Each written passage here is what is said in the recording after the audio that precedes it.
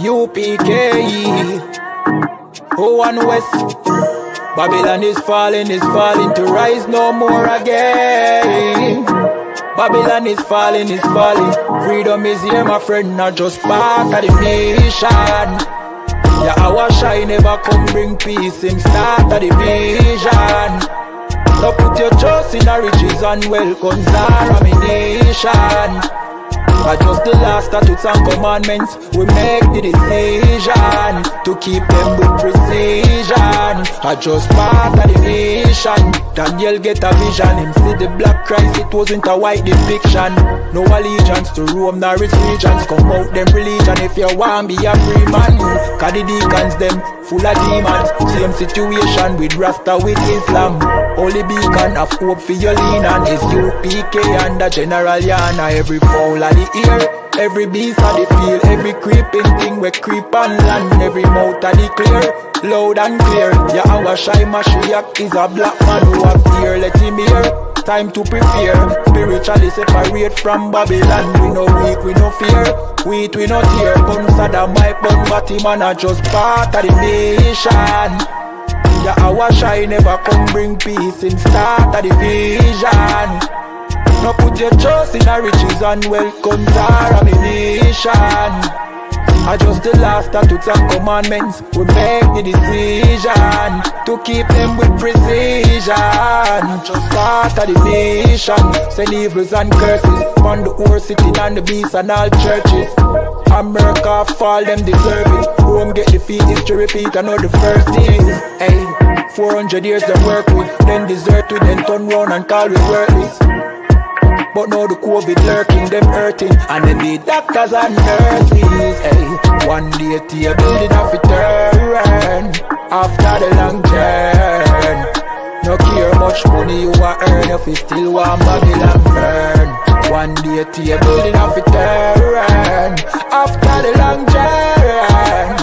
No care much money you a earn. Hey, I just part of the mission. Yeah, our shy never come bring peace in start of the vision.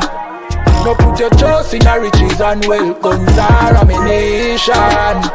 I just the last statutes and commandments, we make the decision to keep them with precision. I just part of the mission.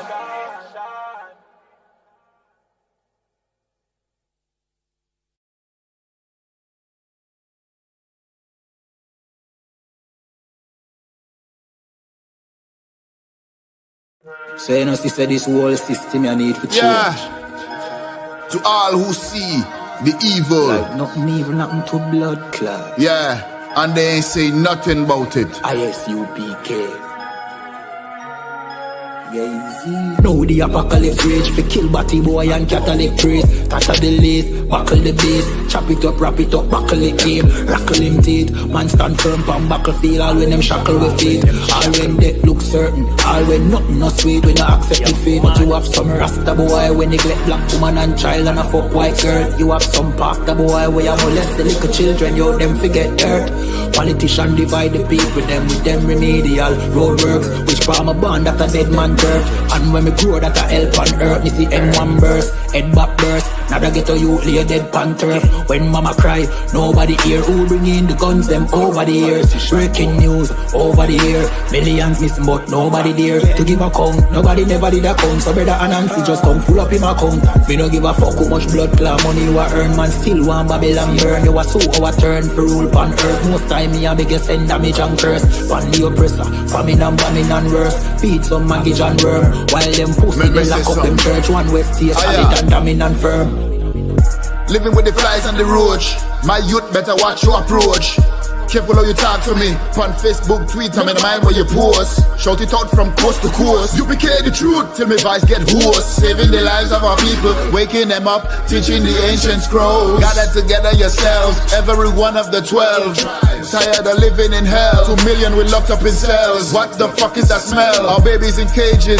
This shit is outrageous. They stole our land, deporting our brothers, our kids with no fathers. UPK, we got the plan. Fuck all the demagogues, their crimes and treachery. centuries, teaching my people these heresies. Who built America? You spilt the blood of my family. Got them slavery.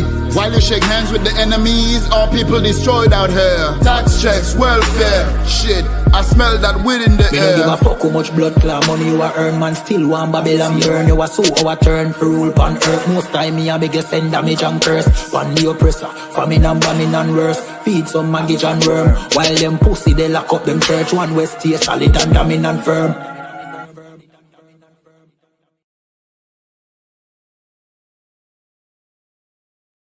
So you know, sister, this whole system you need for change. Yeah. To all who see the evil. Like nothing evil, nothing to blood clot. Yeah. And they ain't say nothing about it. ISUPK. Now the apocalypse rage for kill batty boy and Catholic priest. Tata the lace, buckle the base. Chop it up, wrap it up, buckle the game. Rackle him teeth, man stand firm pan battlefield. All when them shackle with feet. All when death look certain. All when nothing no sweet when you accept the fate. But you have some rasta boy when neglect black woman and child and a fuck white girl. You have some pastor boy where you molest the little children. You them forget dirt. Politician divide the people with them remedial roadworks. Which farm a band that a dead man turf. And when me grow that a help on earth. Me see M1 burst, head back burst. Now that get a youth lay dead pan turf. When mama cry, nobody hear. Who bring in the guns them over the years. Breaking news over the year. Millions missing but nobody there to give a count. Nobody never did a count. So brother and Nancy just come full up in my account. Me no give a fuck how much blood clot money you a earn. Man still want Babylon burn. You a so our turn for rule pan earth. Most time me a biggest send damage and curse. Pan the oppressor, famine and bombing and worse. Feed some maggot and worm. While them pussy they lock up them church. One west stay solid and damning and firm. Living with the flies on the roach. My youth better watch your approach. Careful how you talk to me. On Facebook, tweet, I'm in the mind where you post. Shout it out from coast to coast. UPK the truth till my voice get hoarse. Saving the lives of our people, waking them up, teaching the ancient scrolls. Gather together yourselves, every one of the 12. Tired of living in hell. 2 million we locked up in cells. What the fuck is that smell? Our babies in cages. This shit is outrageous. They stole our land, deporting our brothers, our kids with no fathers. UPK, we got the plan. Fuck all the demagogues, their crimes and treachery. Teaching my people these heresies. Who built America? You spilt the blood of my family. Got them slavery. While you shake hands with the enemies, all people destroyed out here. Tax checks, welfare, shit. I smell that weed in the air. Me don't give a fuck how much blood clot money you a earn. Man still want Babylon burn. You a so our turn for rule pan earth. Most time me a biggest send damage and curse. Pan the oppressor, famine and bombing and worse. Feed some maggot and worm. While them pussy they lock up them church. One west stay solid and damning and firm.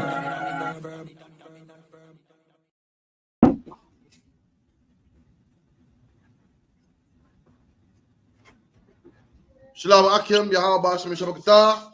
To the sisters, Yahweh Shema, Yahweh Shem Yahweh Shai. With the ISUPK, started at 1 West, 125th Street, Harlem, New York, under commanding General Yana.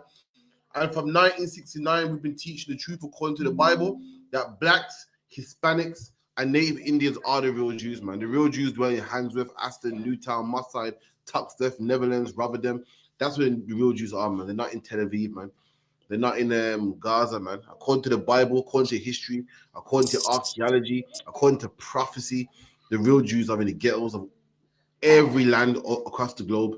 That's where they are suffering, in poverty, dying, fighting black on black crime, fighting police brutality, all of that.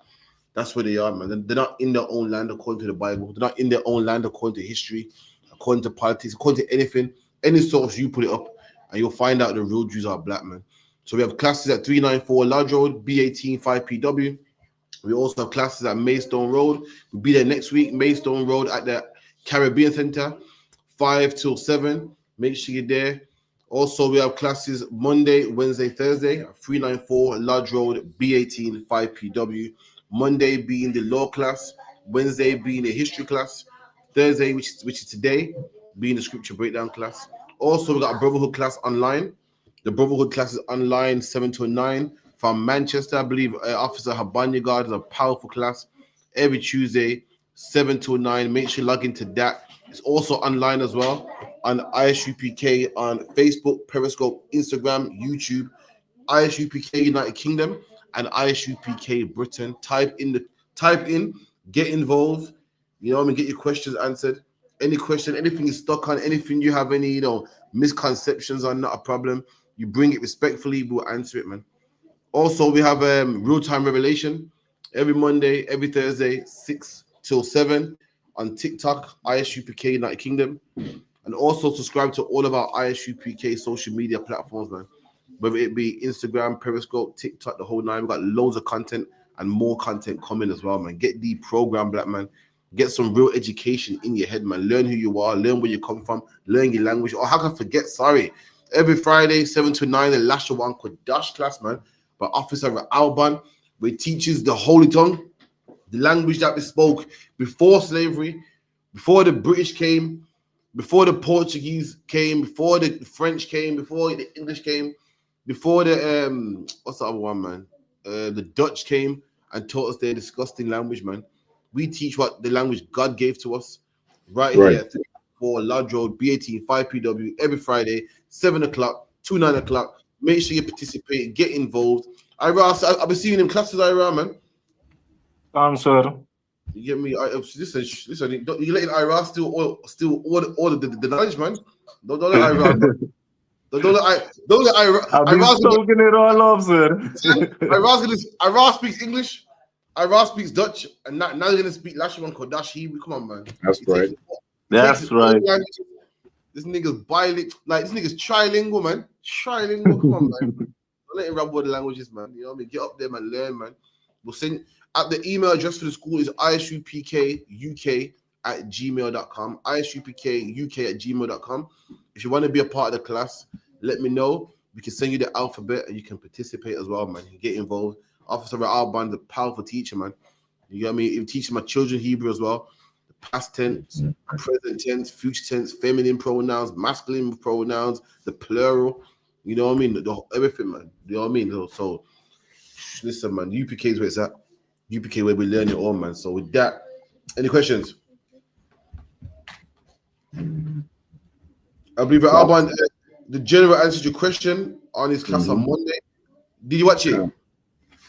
Yeah, live. I can rewatch it, sir, or if you have Okay, yeah. So the scripture where it says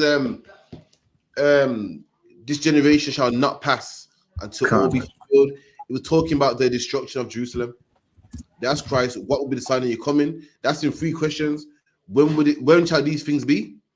Which is what Christ said, that one stone will lay on top of another stone. So they asked him, when shall these things be? Meaning that, and when shall be the time of your coming? So that's in 2 separate questions. And Christ said that this generation shall not pass until this be fulfilled. It never, man. Christ died, and I think what 10 years, 20 years later, Vespasian and Titus came and took over Jerusalem. That generation, everyone, Paul, Peter, Mark, Luke, John, all of them witnessed the fall of Jerusalem. The one stone not being remain on top of another stone. That's what they saw. In vaguely, that's the answer to the question. You want the precepts? You can watch it one day class, right? In depth. Oh, concept. It's like if I could, you had just mentioned something about one thing you said about a stone not being upon another stone. Go ahead. Is that in the same verses, or that's somewhere else? Let me see if it's there. 1 second. Shall not be left one stone upon another. Oh, I think it is Luke 21. Yeah, Luke 21 verse 6. Go on. Come on. Luke chapter 21 and verse 6. As for these things which ye behold, the days will come in the which there shall not be left one stone upon another. Right. So when you read the chapter, the disciples were showing Christ the buildings in Jerusalem. Remember, these are like country boys, and they're in the big city. And like, look at this! Wow, look at this! They're like me and you, Alban. Whenever we go to London. Whenever we go to London, like, right, look at the Big Ben. Like, we ain't used to these things. And they were showing Christ Jerusalem, and Christ saying, listen, man, I know it looks amazing now, but one stone won't be remaining very shortly. The day's coming where all this nice, beautiful sightsees and beautiful buildings is coming to an end. Read that part again. As for these things which ye behold, the days will come in the which there shall not be left one stone upon another. Right. So Yahushua is saying, as for these things, man, as for these buildings that you're telling me to behold me to look upon. So as for these buildings that you're telling me to behold, the day's coming where it's all gonna come down. There won't be one stone left upon another.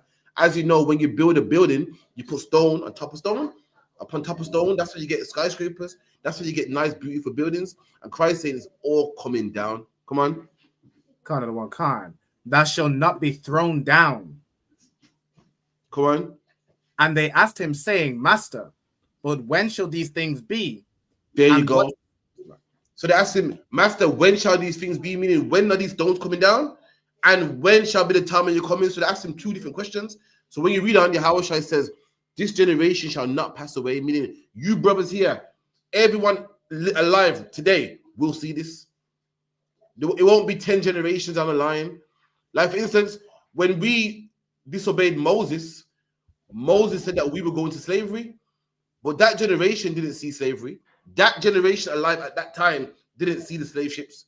Christ said people today will see it, and they did. I think, don't quote me, I think 10 or 20 years after Christ died, Rome took over. General Vespasian and his son Titus, or the other way around, and Pompey took over Jerusalem, as the Bible dictionary says, with great slaughter. And they took down everything, man, broke down everything, every temple, Solomon's porch, the whole nine, broke the whole thing down. And it happened in fact, someone got the Bible dictionary. Let me see if it's here. Like you, sir, it's in 70 AD. 70 AD, so 50, no, 40. it's about 40 years after Christ died. Someone give me that in Babylon. Anyone got Babylon, Timothy, and them? If you don't, I should have it here. 1 second. Nah, I don't have it on me. Let's see. Get on. 70 AD. I got it. So this is a book called Babylon to Timbuktu. This is ISUPK's awesome, man. Written by a man called Rudolph R. Windsor. You know what I mean? A scholar at Temple University, who even through his research, he found out the Jews were black, man. It was black, and how they fled into Africa and how they was rounded up in Africa and sold on slave markets. Listen, I advise everyone to get this book. And this brother goes into what happened after Yahushua, or as the world knows, Christ passed away. And this is page 64, and it reads, in the year 65 BC. So this is about, scholars say Christ lived to 33, they say. It's about 30 years later, 32 years later. In the year 65 BC, the Roman armies under General Pompey captured Jerusalem. So in 65 AD, they captured it. And in 70 AD, they destroyed it. In 70 AD, General Vespasian and his son Titus put an end to the Jewish state with great slaughter. During the period of the military governors of Palestine, many outrages and atrocities were committed against the residue of the people.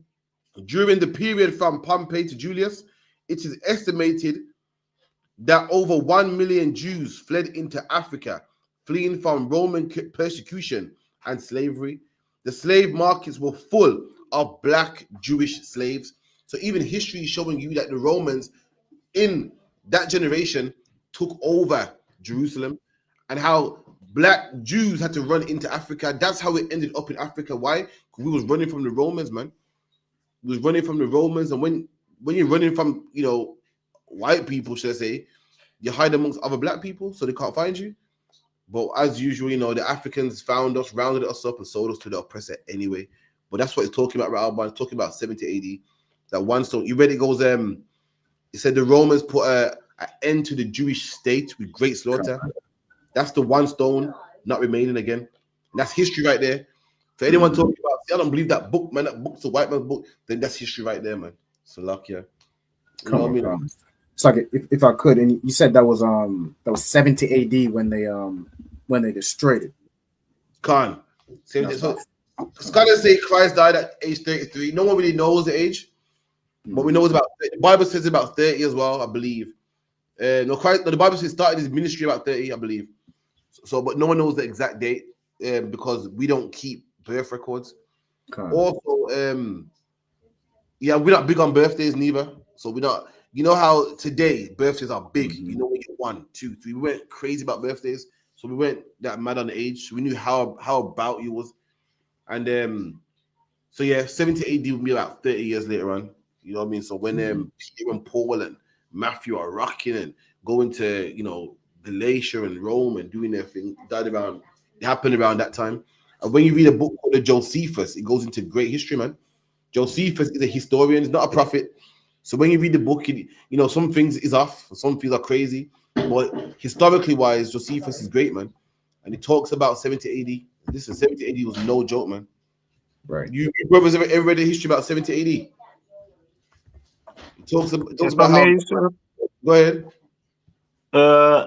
I haven't read it, but also for those ones who are interested in that part of the history, there is a Later Hebrew Speak episode with General Katam and Captain Mashak.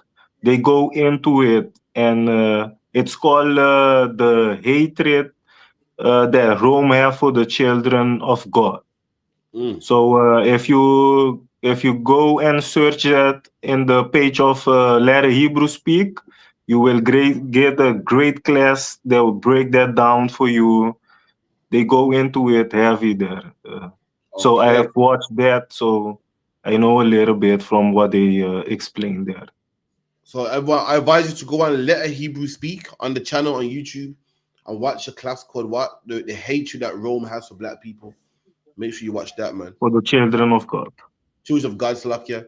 And when I'll give you a little brief, when you read the history, listen, man, the Romans didn't want to fight us head on. And the oppressor is a mastermind at warfare, man. What's the precept with that? The oppressor is a mastermind at warfare. I don't, if I may, sir. Go on. I don't. It's somewhere in Genesis though, but it's when Isaac blessed Esau, he blessed him with the sword. There you go. Isaac blessed Esau, who's the oppressor, who's the white man with the sword. The oppressor is blessed with the sword. See, we're black. Me and you are black, so we just fight. We just have a fight, and who's stronger wins. The oppressor will make a gun that can take out a whole army, take down people 10 times stronger than him. A woman can fire a gun and kill 10 bodybuilders. The oppressor found a way to push a button and blow up countries. He is what you call blessed with a sword. We're old school. We just fight one-on-one. We might get a sword, might get a shield, please. And the best man will win, the strongest man will win, not the oppressor. He's blessed with a sword, man. He can turn the odds even. A child can overcome an adult with a gun. You know what I mean? The skinniest prime minister, after what this is, skinniest prime minister can push a button and blow up a whole army. An army that's training and running in the mud and climbing and jumping. All that don't even matter. Because when he gets to pushing that button, everyone's dead. Everyone's unalived. He is blessed with the sword. So anyway, like I was saying, in Jerusalem, they didn't want to fight us head on. Him being blessed with the sword, you know what he said? Well, instead of going in there and kicking down the gates and losing men, because if we go by the gates with a battering ram, they can, pour hot oil on us, shoot arrows down. We can lose soldiers. Let's just stand outside the gate. Therefore, no food can come in, no water can come in, no import, no export, no trade. And we'll starve them out, man. Black man, we don't even think like that, man. Our mind don't even think like that, but that's how they think. And they did it. And they starved us out for so long that brothers started eating their babies, man. Started putting our babies in the oven. First, we started eating our leather belts. Then we started eating our leather sandals, man. And then we started putting our babies in the oven. That's how desperate we were. And when we was weak and couldn't fight no more, he came in and killed us all, man. That's how he's skilled with the sword. That's the history that you can all look into anyway. But that's where we are. That's what happened in 70 AD anyway, Alban. Any more questions? So, any question? When the volcano erupted in Pompeii, is that why they moved to Jerusalem? No. Sister asks, when the volcano erupted in Pompeii, was that when we moved to Jerusalem? The answer is no. We ran. Pompeii is the general's name. General Pompey. I'm correct. 1 second. Wait a second. Did you say General Pompey? Did you say, what was it? 80? What page did you get, Aki? Was it 60 or 80? That we just the one that we just 84. read. Yeah, it was. Maybe a second. Emperor No, Vespasian. it was General Pompey. General Pompey. We didn't run from Pompey. We're running from a man called General Pompey. If that answers your question, okay. No sweat. Go on, sis. You know when I'm not understanding. Don't Judas betrayed Christ? Yeah. And then Christ said, the person that's done that, the wife was basically weren't giving. Mm-hmm. What do you mean? So the sister asked. Sorry to put on. Go on. All right. So the sister asked, when Judas betrayed Christ, Christ said, "Whoever betrayed me, his life won't be worth living." Someone get me that in the scriptures. You know where it is? What chapter and verse? Slightly. Could you paraphrase the verse again? Bear with me a second. When Christ said, "Whoever betrayed me, his life ain't worth living, or he's gonna regret living." God.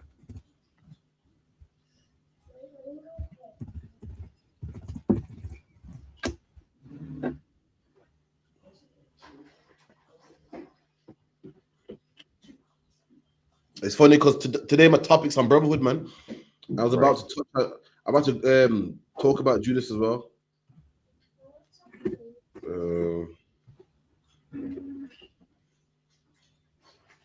You got it? I'm trying to find the right one.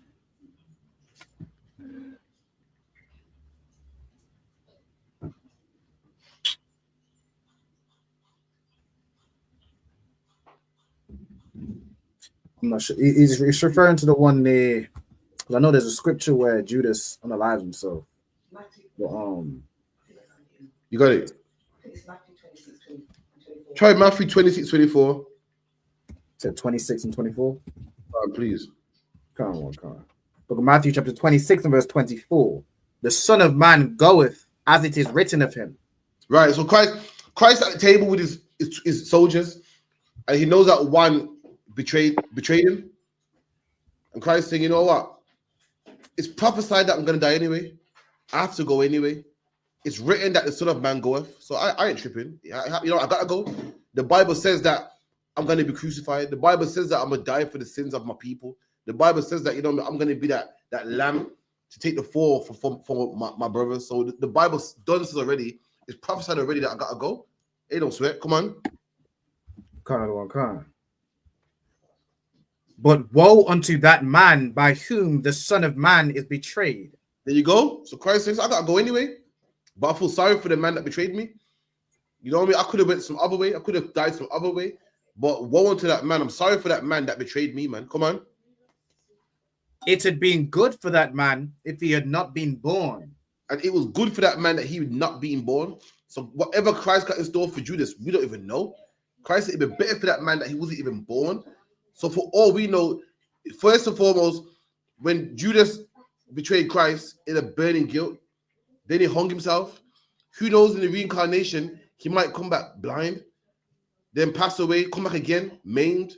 Who even knows? What we do know is Christ said, boy, what I got in store for Judas, it'd be better that he was never alive in the first place. That's what Christ got for him. Go on, sis. We don't know. What we do know is Christ is condemning him. Christ saying, boy, what's gonna happen to him ain't gonna be nice. What's happening to him ain't nice. In specific, we don't know.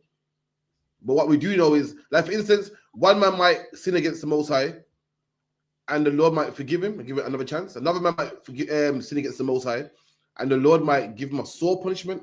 Another man not so sore. It's in the hands of God. What we do know for a fact, what we do know for a fact is written down, it don't look good for Judas, whoever he is today or in the future. It don't look good for him. That's what we do know. Christ says it'd be better that he wasn't born at all. It'd be better that he never existed to set me up. Because what's gonna happen to him ain't gonna be good. That's what we do know. Anything else? So we got a question online, sir. Somebody named Brown Hornet says, so like you say, if I may, can you explain what happens if someone unalives themselves? Is it unlawful, and what happens to your soul? So anyone that dies, according to the Bible, anyone that dies, you come back again. You know what I mean? Now you should not unalive yourself? Why is it common sense that you shouldn't unalive yourself? Without the Bible, how do you know that you should not unalive yourself? Cause if I could. Go on. Because if someone who attempts, like your body is constantly fighting to live, someone who attempts to unalive themselves, the moment they like kick the stools from underneath them, their body is fighting to stay alive. There you go. You got people that are depressed and down, and I gotta end it all, man. I feel down. And as soon as they hang themselves, what they're doing, kicking, screaming. But hold on, a minute ago, this is what you wanted to do. Right. The demon is telling you to do it. But it's not what you want to do because you're kicking to live. Your body is made to live, man. You speak to suicide survivors, and all of them would tell, or every last one of them would tell you, as soon as I started doing it, I thought, what have I done? As soon as they take them pills, they say, what have I? All of them tell you that. Judas himself was filled with demons, man. Filled with demons. And when he set up Yahushua, what happened? Them demons left him. And then he said, wow, what have I done? Felt guilty. A lot of times, Satan will get in your mind and make you think, yeah, man, I got to end it, man. It ain't going back. As soon as you do it, the demon leaves, man. Same way how it left Judas, and it leaves you with all the guilt, man. It leaves you with thinking, oh my God, what the hell am I doing, man? What the hell am I doing, man? You should not unalive yourself. That is the proof that you should not unalive yourself. Your body is made to live. When you research the body, how if you puncture one lung, your body will shut that lung down and work off one lung. Your body's meant to live. If you have any demons or, you feel that way, you got to call your camp leader, man. You know, right. If you're oppressed, if you're oppressor, man, don't call me, but damn, call the hotline or something, man. You even got hotlines in place for people that feel that way. You got hotlines and medications. It's called mental illness for a reason, man. Any man that wants to unalive himself, they don't say, oh, well, yeah, that's his choice. They put him in a straitjacket, man. They admit him into hospital. Even the oppressor knows that this ain't right. It's a man's, it's common, it's natural to live, man. Live. Every animal got a defense mechanism, and it's all to live. A horse runs from danger to live. A scorpion will sting you to live. A snake will hiss to warn you off. All these animals are trying to live. And black man, life is made for the living, man. No matter how hard it gets, no matter how rough it gets, no matter who you lose, no matter what job you lose, you got to speak to your camp leader, man, and fight it, man, and live, man. Do not end it, man. Slack, it is. Oh, yes, so do you know if someone to kill this out? You know, they've done it, still like, most like, made them die, but said, okay, then, yeah, because they've done the act to die, but it's not their choice. Like, is it their choice? Because the most I say, okay, then they die. Well, everything that happens in life, the most I, can let it happen. But a man not alive himself shouldn't, like, for instance, people take pills and what's the question again? Sorry. Like, they think they've done it, like, they kill themselves, but is it the most like what Yahushua said, Yahushua said? Yahushua said, it's written that I must go, but woe to the man that betrayed me. Okay. So if your days to pass today, it's written that you're going to pass, but it wasn't for you to do so. So that's when you get your punishment. You feel me? Like Christ was going to pass anyway, but Judas made it on him. He made the sin be on him, but he didn't have to do that. You feel like if a man kills somebody, that brother was time to go, it's time to go, but you made it now. You put it on yourself now. Now have you taken that sin on you? Anything else? Go on, sis. So now recently, Beyonce was talking about some like these cowboys called Buffalo Soldiers, and then she was saying like they were heroes. Like, were they? Because apparently they killed Native Americans, which are brothers to us. Okay, the sister question was: there's some brothers called them Buffalo Soldiers, and Beyonce called them heroes. But sister asked, were they heroes? Because apparently they killed Native American Indians. Now the Buffalo Soldiers were black soldiers that the white man used to fight in his army. So I wouldn't say they were heroes. Like, for instance, ever heard of the Maroons in Jamaica?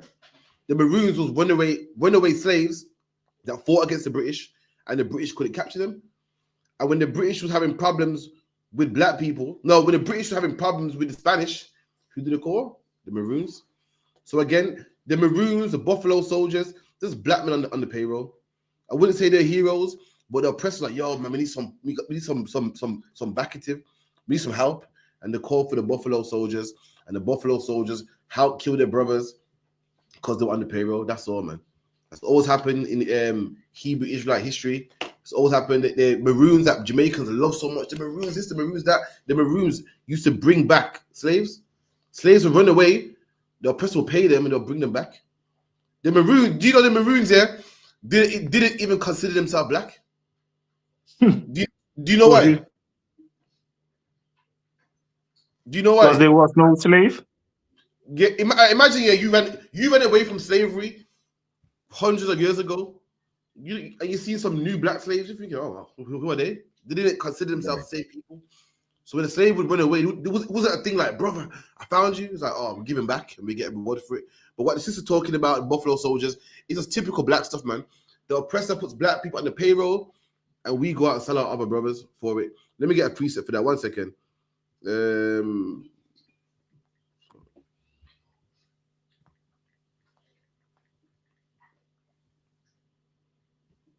Bear with me a second.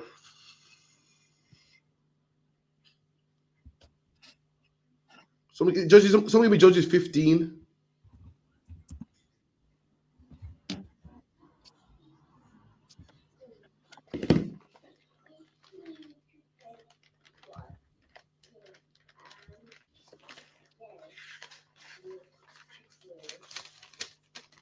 Judges 15 and about Samson, yeah?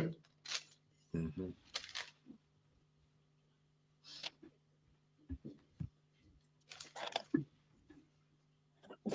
15 and what?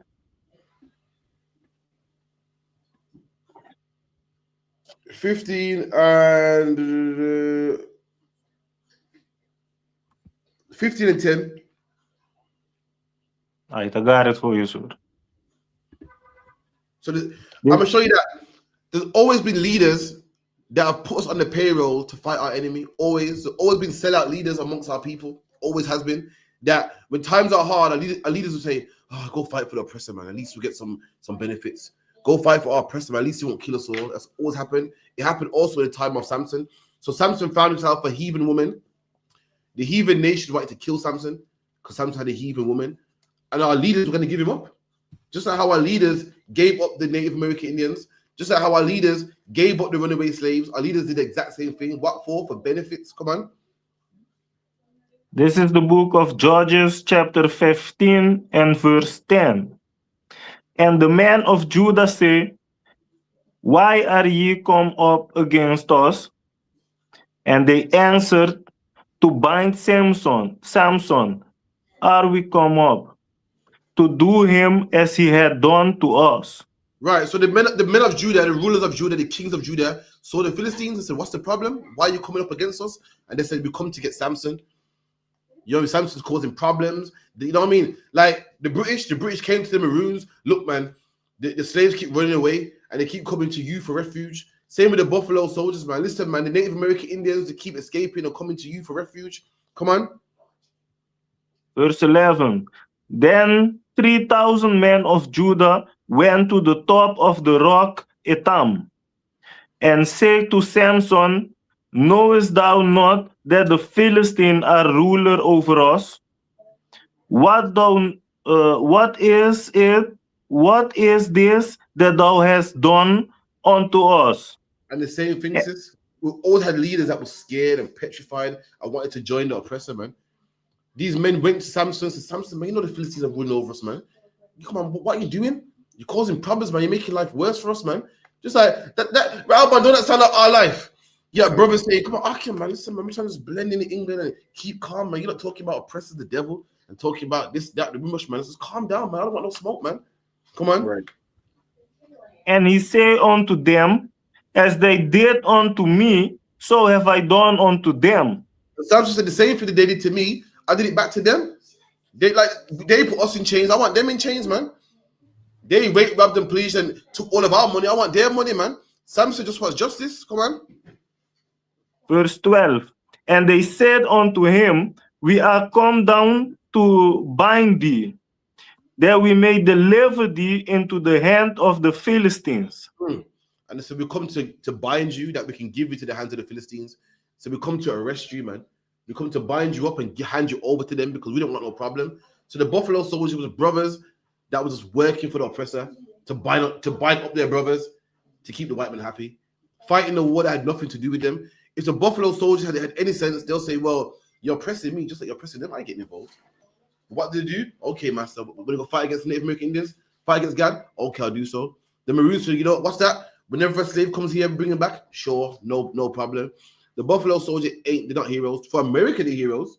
The heroes to America, they ain't heroes to us, man. You know what I mean? The brothers that was misguided, misled, and they were just on the payroll of the oppressor. They didn't know no better. Just like these brothers here, man. Sellouts, man. You know the worst thing to die is by the hands of your own brothers. Like Samson must have been like, what the? Like, I would rather the oppressor come get me. I'd rather the oppressor come unalive me. Imagine the oppressor got so much power. You say, yo, he turn your friend against you and let him kill you, man. I can't go out like that, man. Salakia. And these men were so cool. That's how they went and got their own brother to hand him over, man. Here you go, master. No problems, yeah? Cool? You cool now? All right, master. I killed the Native American Indians. Buffalo Soldiers will be cool. We get to the 3,000. So free medical care. That's what they was doing. They're not heroes. It's like this. They know though that it was their brothers. They didn't know it was their brothers, but they knew that they was harming innocent people. They knew that they was harming innocent people who lived there first. It was their land first. And they didn't care because the oppressor said, yo, here's some money. And that's always happened. Like you got people that work for ICE today under oppressor's payroll who are Mexican, who lock up other Mexicans that don't have their papers. You got policemen that are black that mistreat other black men because I don't care. I got my badge, I got my training. I don't care that he's suffering. I don't care that he finds it hard to get a job and they mistreat black people. You got black people that are, what's the word? Fortunate, should I say, that treat other black people like garbage who are less fortunate. And that's what the Buffalo Soldiers were. The brothers that was sanctioned and given a badge and given some money to go and capture their brothers who was fugitives or who was criminals, and they used that advantage. I mean, the white men don't know it anyway, because when you think about soldiers, don't portray them black. The cowboys, they don't. The oppressor being the devil, the oppressor being the devil is didn't even give him their props. When you think of cowboys, you think of the oppressor, man. You think of a white man, you think of Woody, the cowboy in Toy Story. You don't think of black people, so they still did them over, and that's just how the oppressor works, man. That's how it is, how it always works. Just deceivers. Black men fought in World War I and II, man, and after that got deported back to Jamaica for all the work we put in. Black men didn't come over here in the back of a lorry, didn't come here on a refugee passport, came by ourselves. One man will come by himself, pay his own ticket, man. We did these Romanians and whatnot come over here on the back of taxpayers' money, man. Black people didn't do that, and we get deported. We're the ones to blame for bringing in gun crime. We're the ones to blame for bringing in gangs and so forth to England. They blame us for all things, man. But back to your question, the Buffalo Soldiers was brothers that are on the payroll, thinking that if they do this, things will be better. Just like these brothers here, these brothers thought, well, if I do this for the Philistines, things are going to be better. It's not true, man. Keep it in. Canada. And Samson said unto them, swear unto me that you will not fall upon me yourselves. And Samson said, promise me that you man won't kill me yourself. Promise me that you're going to hand me over and not kill me. And I feel the same way, man. I can't go out like that, man. My own people kill me like that. Nah, man. So the oppressor got it in a way where, like, he don't even come for himself. He'll pay a sellout to do you in. And Samson said, I can't do that, man. I'd rather go out like a soldier, man, fighting the enemy. I don't want to go out like some sellouts kill me or unalive me. I can't do that, man. Promise me, Akim, that one of you won't kill me. I'll go with you, but promise me that it's not one of you, man, that will do me in. Come on. Verse 13. And they spake unto him, saying, no, but we will bind thee fast and deliver. And these men said, no, we won't kill you, but we're going to bind you up. Bind you up fast. You know what fast means? You know, you're fastening your seatbelt. It's an old English word. Fast don't mean quick. It means fast, like tight. We're going to bind you up tight, man. Put you in handcuffs. Come on. And deliver thee into thy hand. But surely we will not kill thee. And they bound him with 2 new cords. And the bound Samson with new cords, man. What does that mean, Akim? The bound him with new cords. Why is that part significant? That they bound him with new cords? Salaki, sir, for me. Go ahead. Can it be because they know that Samson was strong? That's true, but why new cords? What's the difference between a new cord and an old cord? Go on, Alban. They had to make sure them ropes was fresh, like no wear and tear, no pulling, no fraying, no nothing. Them ropes was fresh. These men are they hate their brother so much, so I lock him up tight, man. Give him new cords, man. You know, old cord means like a prisoner was in them before. And, you know, been pulling on them, yanking on them. You know, it could break. It's like this shit. He's a brand new joints, man. No one can get out of this. Tied him up, man. That's terrible. That's how much they hate their brother, man. Little did it know. When you read on, Samson bust out of these new cores and killed everybody. Analyzed everything moving, man. And it was all of the Lord. The Lord wanted it to happen. When you read it, the Lord said it was working something. You're thinking, why is Samson doing all this, man? Why is Samson causing problems? The Lord wanted Samson to cause problems, man. That's the problem. When you're a Christian and you see the UPK doing what we're doing and battling and going to battle, you're thinking, why are you not causing problems, man? You don't know the Lord wants this, man. The Lord wants a battle. The Lord ain't. People say the Lord moves in mysterious ways, but yet, the Lord's moving for us. The Lord ain't working with them. But I thought the Lord moves in mysterious ways. He's moving in mysterious ways right now. You don't even see it, man. The Lord was working. The whole thing with Samson getting angry with the Philistines and fighting them. The Lord, don't let me get scripture. Hold that. Keep it where you were. 1 second. The part where the Lord was working. 1 second.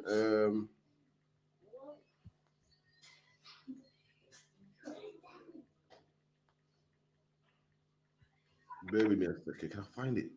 Yeah.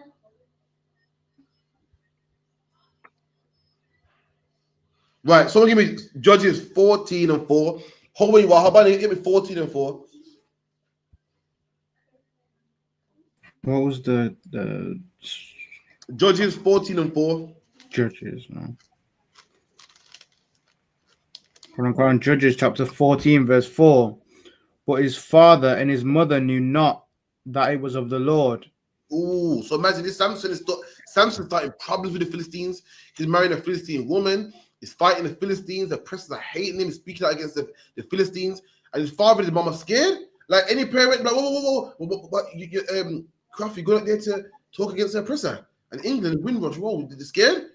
Because we know how the white man can be. You're a black man. When you're a black man and you're born in this earth, your parents are petrified. It's petrifying being a black man. Let me tell you something, man. Captain Shark told me this age ago, and I'll never forget it, man. Captain Shark said, being a parent's rough. You got to worry about what your kids making it out the womb first. Then you got to worry about your kid going to school. Then you got to worry about bullies. Then you got to worry about your kid's first heartbreak.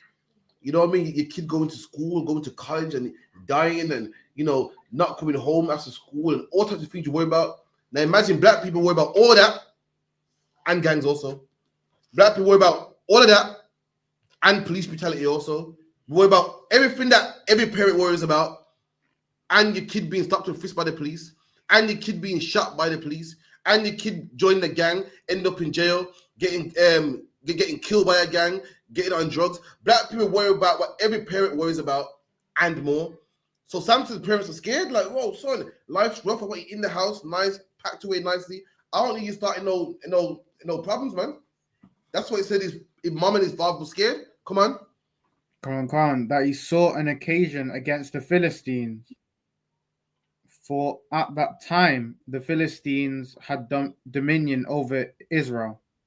Read that part again. Verse 4. But his father and his mother knew not that it was of the Lord. There you go. What his mom and dad didn't know that this is of the Lord, man. When you go out there, brothers, and your mom's scared, saying, don't do it. Don't join the ISUPK. They're dangerous, man. But your mom and dad don't know that this is of the Lord, man. Let me tell you something. Christian always say, yeah, this is of the Lord's working now, man. You don't even understand the Lord, man. The Lord's working when you go out there and call the oppressor the devil, man. The Lord's working when you're out there and all the debates, man. The Lord's working. Imagine this. Christians, the Lord's working through World War III. You don't even know it. You think that's Satan, not the Lord working, man. Every time you see a bomb on Gaza and one back on Iran and then Philistine and then Russia and Ukraine, that is the Lord working. You don't even know. You think when the Lord works, it's nice. It's always no. Sometimes the Lord's working when bad things happen, man. What's the proof? Samson's getting bound up right now. Samson slaughtered over 100 Philistines with a jawbone of ass. And the Bible says all this is happening. And the Lord's working. The Lord's doing it, man. The Lord does work sometimes through, what should I say, badness, man. Sometimes the Lord works when people get on their lives.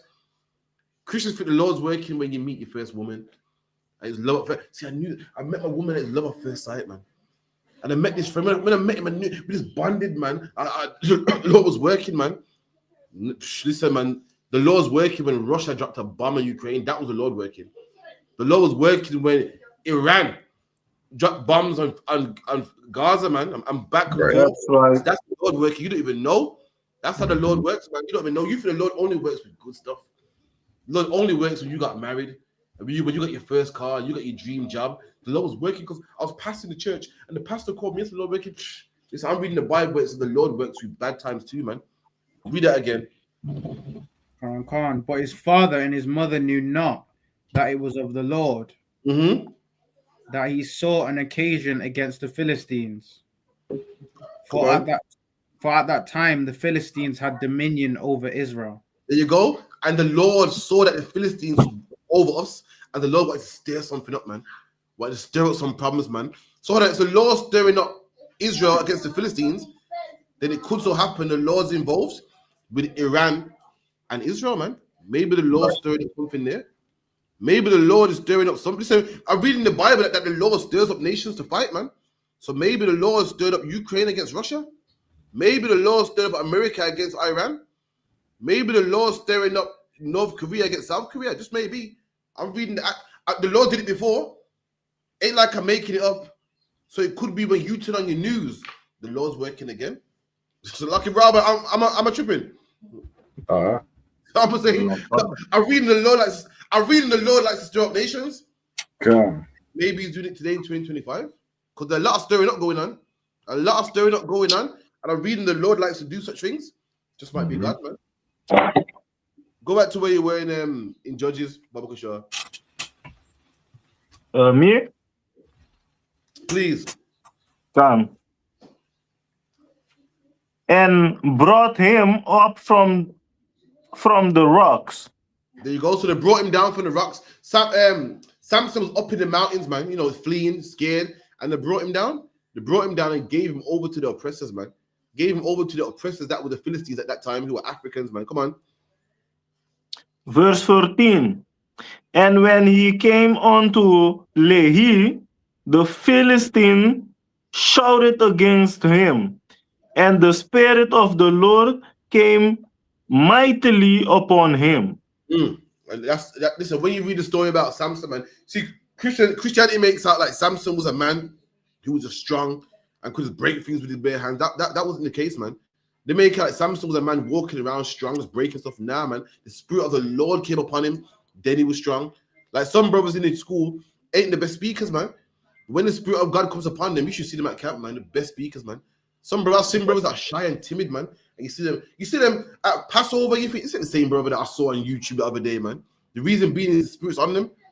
And when the Spirit ain't on them, it's cool, yeah, I'm cool, man. And then when you see him, I see him winning all the debates. I see him blazing the TikToks. I see him blazing the street camps.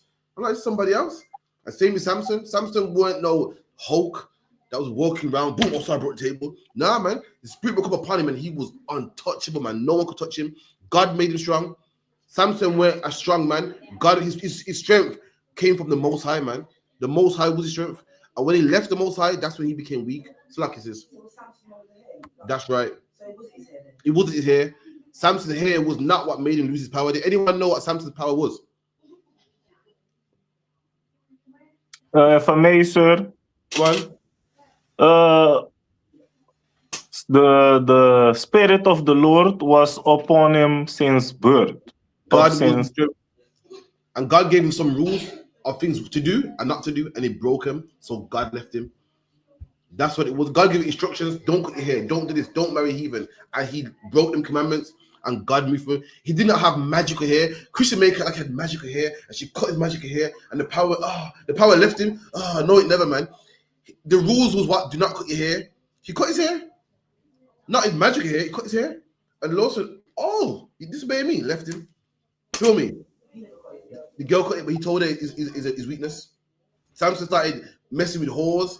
You read that as well, but Samson went to a whorehouse. Samson went to a whorehouse, had sex with whores, started doing things that he shouldn't have been doing, started linking up with heathens, and the Lord left him. That's what his power was the most high. His power wasn't here. He didn't have magical locks that glue, like, you know, glue up in the dark. That was not his strength. His strength was the most high. And the most high gave him rules. One of them rules was not to cut your hair. He cut it, so the Lord left him. It wasn't the hair per se. Keep going, keep it in. And the next verse is about to prove what the other one say. Come on. And the cords that were upon his arm became as flax that was burned with fire. There you go. The Spirit of the Lord came upon him. It didn't say his hair kicked in. It said God kicked in, man. And them same new ropes was like flax. Flax is like, have you seen flax? Flax is like flax is a plant. It's a thin plant, man, that it don't even stand up straight. It leans because it's so thin. He's saying the ropes broke like flax, not as flax. It broke like flax in fire. Correct. It broke it easy. Bam. Them same new ropes that they thought, yeah, man, these ropes are promising. No man can get out of this. The Spirit of the Lord was on Samson. The Spirit of the Lord was on Samson so much he broke out of it, man. Come on. Salaki, sir. Come on. He didn't break them.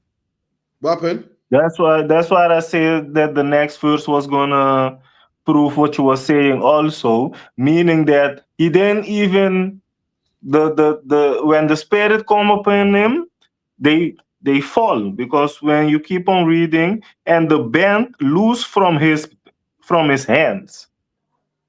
No, he broke them. He broke them. That's it. He broke them. It's a language he's speaking. Saying how it's like saying what's the word? It's saying the bands was like flax burnt in a fire. That's when you burn something. If you burn rope, it burns away and you can easily break it. It's saying Samson was so strong, the band was like, it was just loose on him. It wasn't tight. It was boom. It was nothing. That's the analogy he's making. Read that part again. I'll prove it to you. I'll read it again. Another one comes here. And the cord that were upon his arm became as flax that was burned with fire. There you go. So it's not literal. It's not saying it turned to flax. It's saying it's just how black people talk. It's like saying, "Yo, man, my knife's so sharp." You know what I mean? When I cut him, his skin just became like butter, man. Right. His skin didn't turn to butter, but he's saying my knife's so sharp, it's cut through him easy. He's saying them bands became like flax. It was nothing. The way how Samson was strong, the way how the Spirit came upon him, it just burst open easily. It went no struggle. There went no boom. One time. We done? Another one can. And his bands loose from his hand. And the bands were loose from his hands, just easy. Weren't tight no more, weren't hard. You know what I mean? It's just easy done. That's how strong he was. Come on.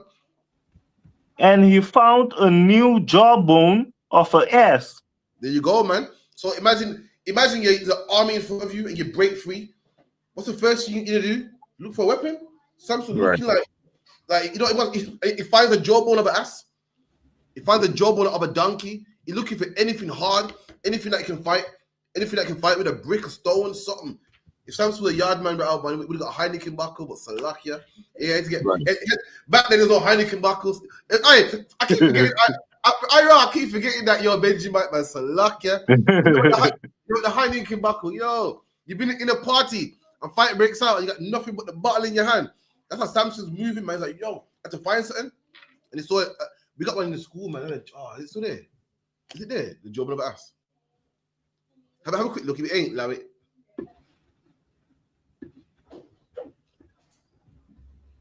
Nah.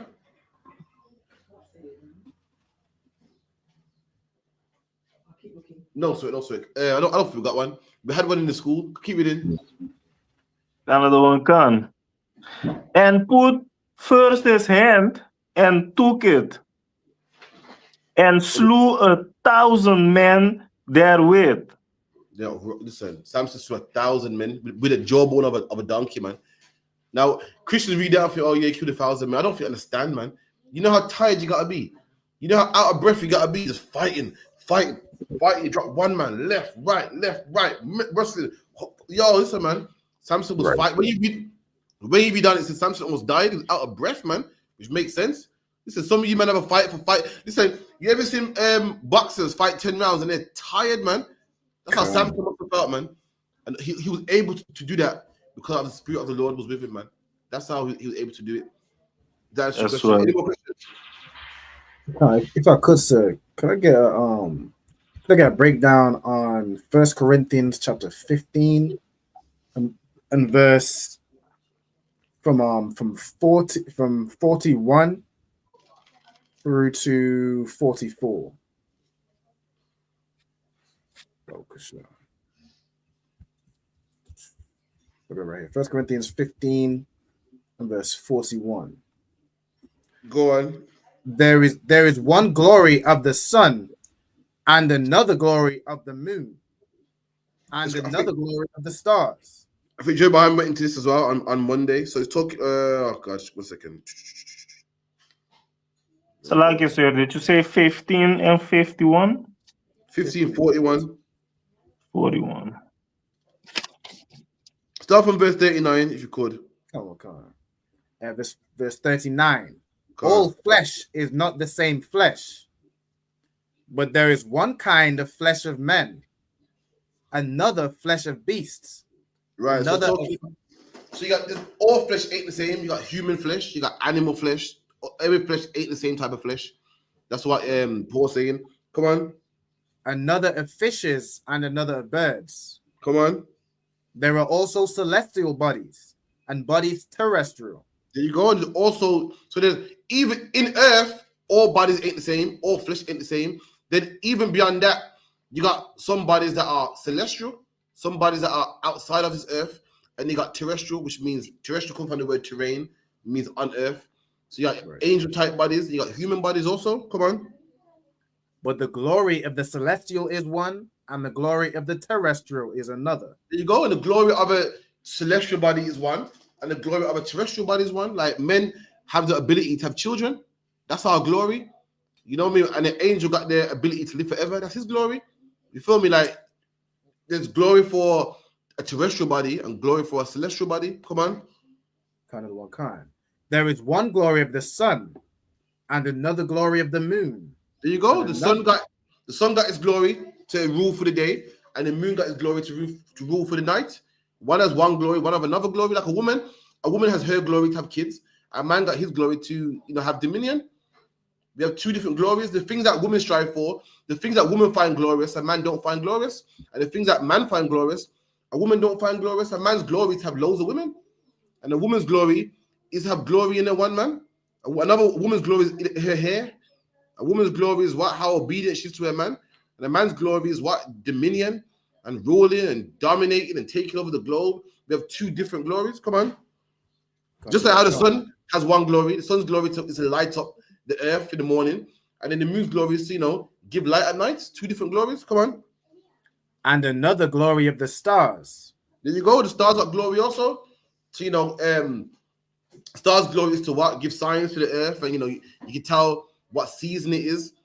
You can if you can map the stars properly, you can know where you are. You can know which way is north. The stars got its purposes too. Come on. For one star differeth from another star in glory. Come on. So also is the resurrection of the dead. And just like the resurrection, just like the reincarnation, man, just like brothers that die in the truth, we're gonna die poor in the ghetto, but then we raise up kings, man, of the earth. We raise up men ruling in Christ. We're gonna go into the earth corrupted, meaning fighting drugs in the ghetto, poverty, poor, nobodies. But when we come back, we're gonna be glorious, man. Christ said, "He that keeps my commandment and teaches man so shall be the greatest in the kingdom of heaven." And this is the precept for it right here. Come on. It is sown in corruption. Come on. It is raised in incorruption. There you go, man. It's sown in corruption. It's sown from the streets of Handsworth and the Aston, and in the past, it aborted babies and so forth. When it comes back, it's gonna be the greatest in the kingdom of heaven. Any more? Kind. It is sown in dishonor. It is raised in glory. There you go. Sown in dishonor. No one honors you. You don't have a surname that's Hebrew. You got a oppressive surname. You know what I mean? You're working at B&Q. You're working at McDonald's. You don't make the laws of the other land. You don't have no input in how the earth is ruled. But in the kingdom, you will. You will get glory. Come on. Kind. It is sown in weakness. It is raised in power. Come on. It is sown a natural body. It is raised a spiritual body. All right. So now give me verse 45. So now he's letting you know that when we come back, we're going to be rulers of this earth. Then it gives an analogy of Adam. How Adam was. Oh, go on, read that part, verse 45. 45. Come on, verse 45. And so it is written, the first man, Adam, was made a living soul. There you go. So the first man, Adam, was made a living soul. Right. What does it mean by Adam was made a living soul? Remember, Adam got a mom, a father. According to Christianity, Adam was, a pile of soil. An oppressor God breathed some air into him and he came alive. What does it mean by Adam was a living soul? Was made a living soul? If I may, sir. Come on. He was given the laws of the Lord. There you go. So the first man, Adam, remember, Adam was given the laws of God. That's how he became alive. That's how he was living, because he was given the laws of God. Come on. The last Adam was made a quickening spirit. Right. Now break that part down. God, if I could. Go on. The word quickening means to give life. So the last Adam, which is Christ, was made a quickening spirit, meaning he is the ability to give life. There you go. What is the life it's talking about? The law, statutes, and commandments. So the first Adam was given the law. The last Adam gave us the law. Adam was given the law. Yahweh taught us the law. And that's the comparison with our life. We're people that was given the law, died, and now we're rulers, giving the law to other people. That's the difference. That's the analogy. Okay. Come on, sir. So it's like if I could, go on. In the earlier verses where it says it's like the body is sown in dishonor and raised in glory, sown in weakness and raised in power. That word sown, is it referring to like how we live before coming into the truth, or is it referring to like we might die and we're put in the grave, but when we come back in the earth, we're raised in a better position? Or could it be both? It could be both. Okay. But it's really talking about resurrection. So it could be resurrection literally, like we die as nobodies and we come out great. And also it's double fold as well. So also the man who he used to be, he died and he was raised up glorious. You know what I mean? The man who he used to be, he died and now he's great now. The same way how Adam was given the law and then the next Adam gave the law. You feel me? There's also a scripture proving that Christ is Adam as well at the same time. Mm-hmm. That is manifold. You can use it both ways. Concept. Anything else? Go on, sis. I'm not sure if I'm going to answer it another time, but no dinosaurs that did exist for real.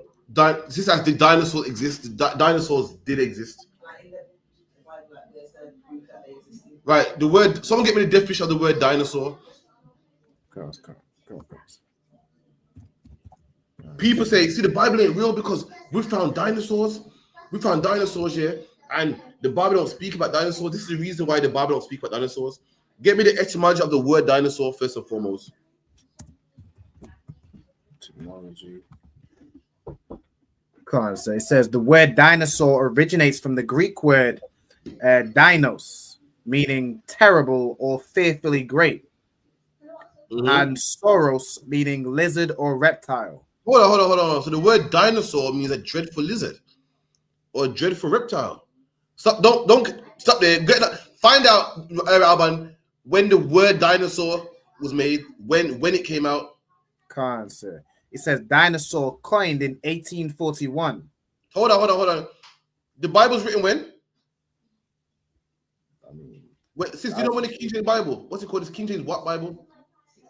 King James 1611. So which means what? It was translated 1611. Now, when did the word dinosaur come out, Ralban? 1841.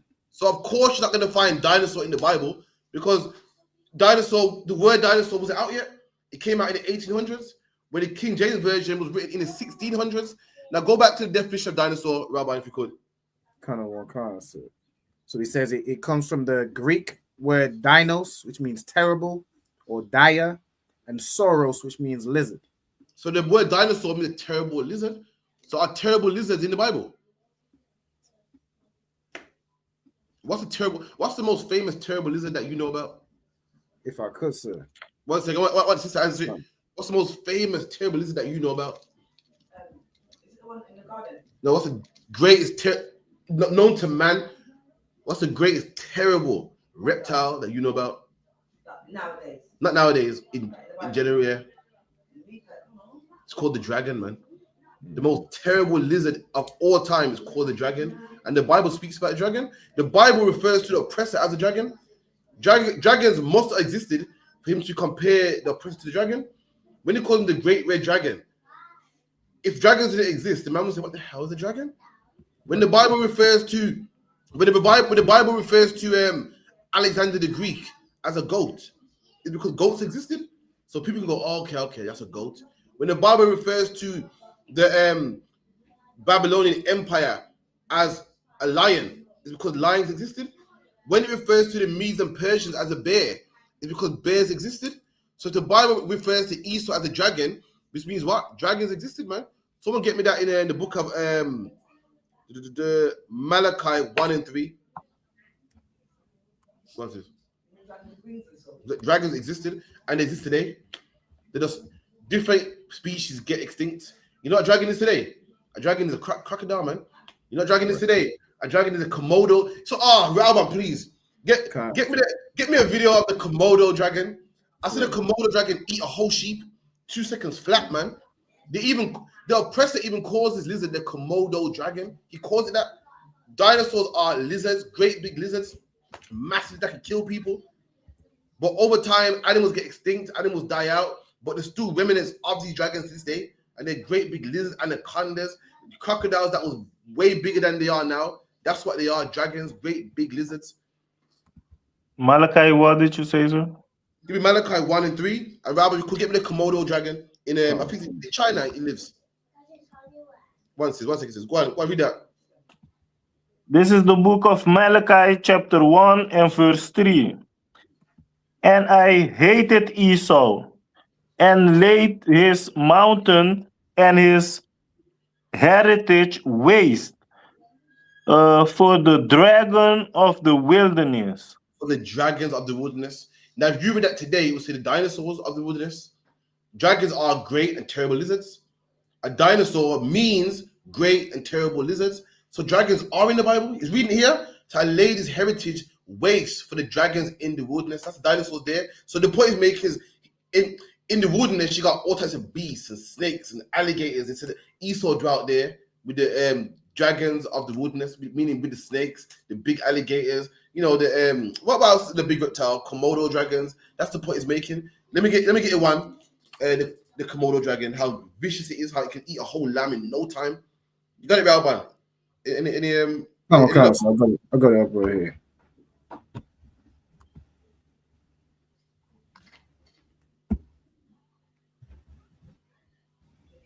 This innocent lamb was swallowed by the Komodo. Can you get bigger?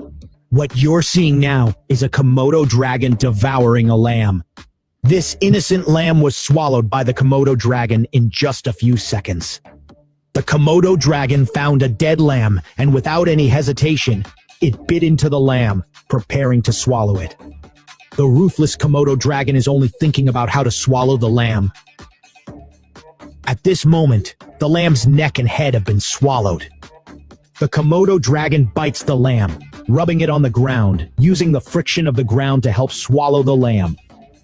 It lunges forward and half of the lamb's body disappears. The lamb's body is mangled by the Komodo dragon, its stomach squeezed out of shape by the large mouth. In the moment the Komodo dragon opens its mouth to swallow, the lamb is swallowed. It's simply terrifying. The Komodo dragon is truly cruel. Soon, it swallows the remaining half of the lamb's body. The Komodo dragon seems satisfied with today's meal. It's really heartbreaking for the lamb. If the lamb were still alive, I think it would rather be eaten by other animals than be swallowed alive by a Komodo dragon. Finally, Do you know what the natural enemy of the Komodo dragon is? Roman, and get me some more. Give me one more. Give me one more. Okay. There's quite a few with it. One day I was fascinated, and so apparently the Komodo dragon will bite you and it stuns you. You can't move. And I've seen it just eat things twice its size, quick, boom, boom, boom. And it's massive. And the oppressor calls this the Komodo dragon. Even he knows that dragon ain't mythological creatures that breathe out. But even he knows that a dragon is just a reptile, like what the Bible dictionary says. There's big dragons. So a dragon and dinosaurs. So today things go extinct and things die out. So now we're left with what? The alligator, the tortoise, and the Komodo dragon, the anaconda. But once upon a time, there was bigger reptiles, which we got the bones for that you see today. Just like once upon a time, we had the mammoth. The mammoth is the elephant with the tusk. It existed. Where is it now? Gone. With the dodo bird. Where is it now? It's gone. Things die out. But once upon a time, these things did exist. Come on. Yeah. So, like for instance, there's certain parts of Africa where mankind don't dwell, but the lion's there. You seen it, and the lion chase down the zebra and man not live there. And there's certain parts of the earth where you see dinosaurs, where they will eat certain stuff, and mankind didn't dwell there. There's certain parts of the earth where wolves are, where mankind don't dwell, we stay away from. Certain parts of the earth, dinosaurs lived, and they died out. So actually, dragons got be fire. No. That's mythological added on top of it. Like, for instance, a vampire, yeah, did it fly? A vampire back in the day was a blood-sucking man. Later on, a vampire became a man that bites your neck. A witch back in the day was someone that sell drugs. Over time, a witch became someone with a long nose and a broom. Cartoons changed things. So cartoons made the dragon, the breathing fire, what you see today. But dragons were just big lizards. The Bible talks about one called Leviathan, Behemoth. They are in the Bible. Later on, they became dinosaurs. We know as dragons. I think that's a fairy tale, but I think that Loch Ness Monster itself is a folklore. But we do know that there's big reptiles that existed, and the big ones that live today. The Komodo dragons are not for me, so lucky I ain't catching me around that. Lucky, sir. So T-Rex and all those weird ass names, so they didn't exist. They existed, man. They existed. As usual, the Bible talks about another animal called Enoch in the Apocrypha, which is like a Bigfoot type of animal. There's loads of animals that exist, and loads of animals that are still around, but mankind ain't seen them. Mankind ain't seen them. Explorers ain't seen them yet, still around. But yeah, for the most part, your dragon today is just your alligator, your anaconda, your big snake, your big reptiles. You know what I mean? Your big reptiles. But back then there was bigger reptiles. You know what I mean? Just like there's fruit today that there's animals that was around back then that ain't around today. You read about it, you got the mammoth, the dodo bird, the saber-tooth tiger was around back then, not around today. There's loads of animals that was back then that ain't today. And when you speak of dragons and dinosaurs are the same thing. Dragon means a dinosaur means a dreadful lizard, and a dragon is a dreadful lizard. That proves your point. Get me another one, Albon, if you could. Show you how dragons are, man.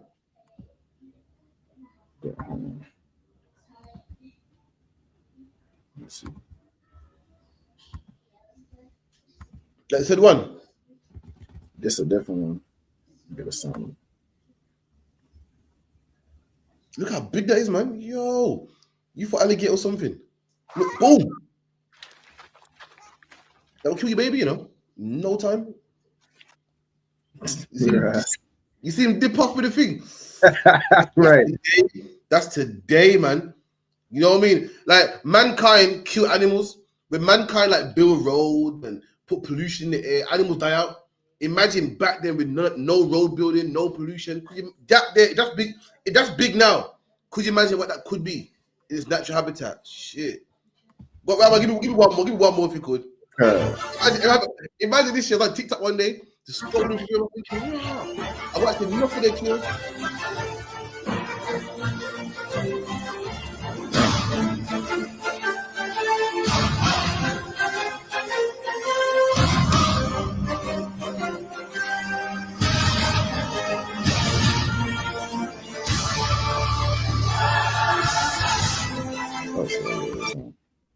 Hold on, there's some. How you doing, my man? Yeah, that's tough. That's the size of your hip, you know. Woo. Listen, man. That's the dragon today. Any more questions? Go on, sis. Well, I'm in the wilderness, like what, like where we're gonna be, like where The sister asked when we're in the wilderness, where we're gonna be. The Bible don't say. You know what wilderness means? Wilderness is not a location. Wilderness just means a place where there's no cities. The rainforest could be a wilderness in Brazil. Sahara Desert could be a wilderness. And Antarctica in the wilderness. The Bible calls it the wilderness. It's a place where we're away from America and England while they're fighting. We're away from all the nuclear warfare, safe, getting ready, purging out all the rebels amongst us. Anyone talking about, nah, man, I want to be IUIC, man, we're going to get rid of them. Anyone talking about, yeah, but I still believe in white Jesus, we're going to get rid of them. The Bible calls it the wilderness. Wilderness is an uninhabited land, a place where there's no water, a place where there's no cities, where there's no, vegetation. This is out in the middle of nowhere. It could be anywhere on the earth. The earth is full of them. Rainforest is one. Antarctica's one. The Sahara Desert's one. We could be anywhere.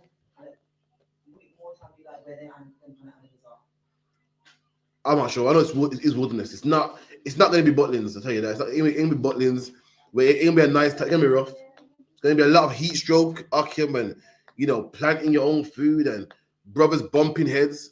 Again, my topic about brotherhood, bumping heads, and everyone got to get along, man, because we need each other, man. It's not going to be easy. There ain't going to be no Dixie, 5 wings for £1. It's going to be rough, man. It's going to be planting and waiting and hungry nights, and you don't eat till your belly's full. You don't get the nice, delicious ketchup on top of your fries and top of your chips. It's going to be rough, man. You might have potato with nothing on it. You might have to go back to eating basics. It's going to be that. That's the wilderness. You get me? Someone get me, if you could, Habaniga. Get me,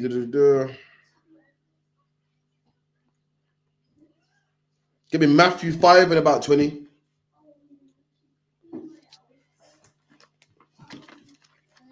Come on, Matthew chapter 5, verse 20.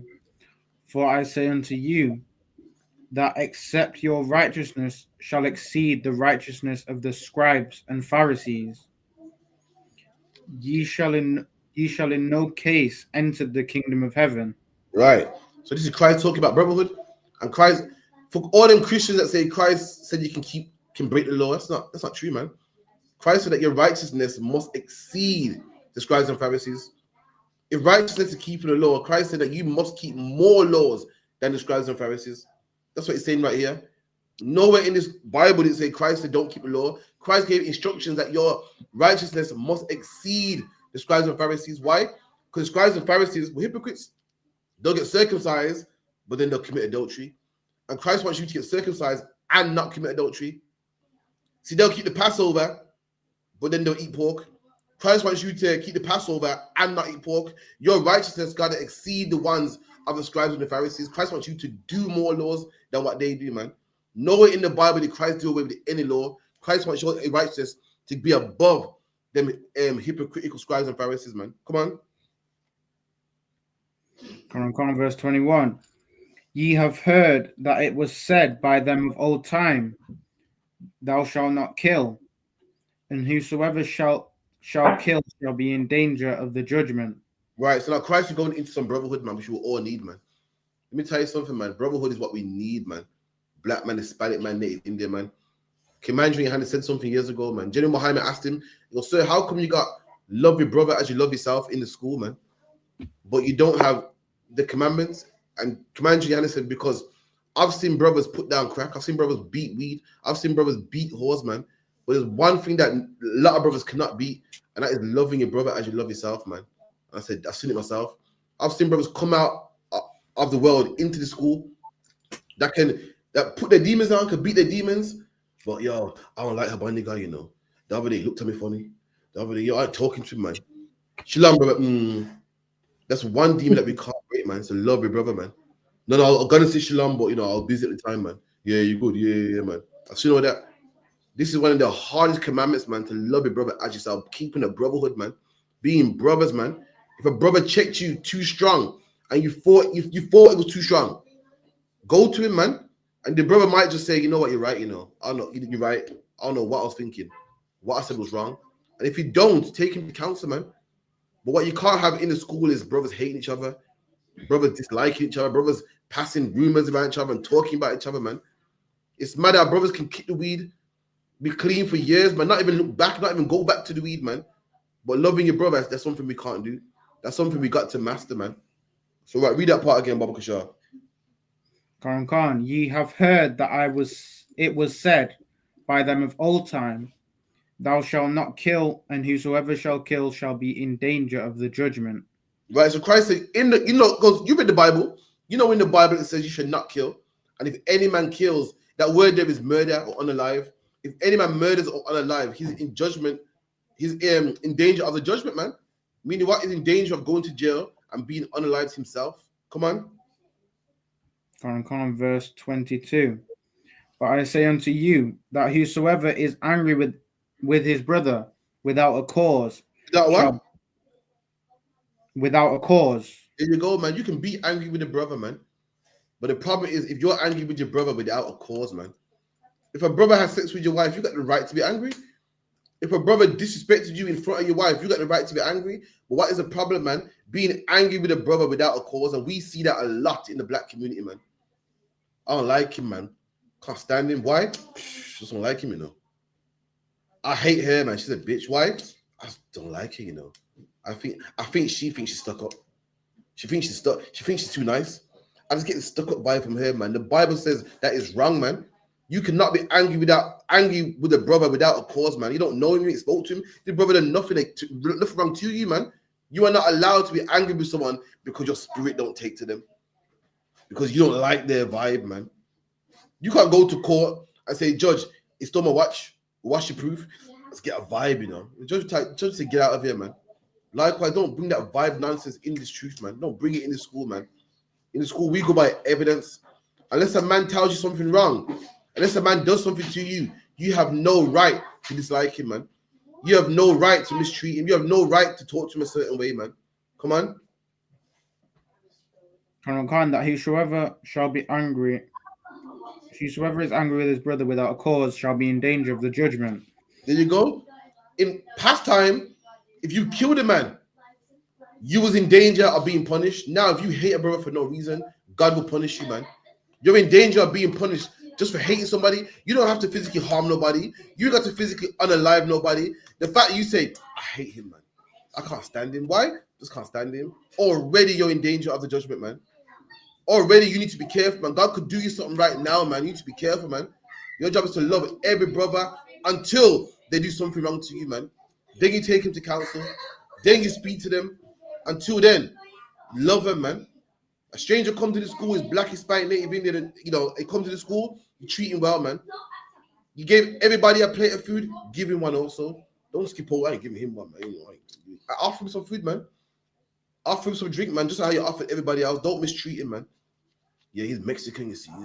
We treat like the Hispanics, man. You're not allowed to do that, man. Without cause, you're not allowed, man. You get punished just like how a man gets punished for murder. For all them Christians thinking that, see, I'm not perfect, but I don't murder people, though.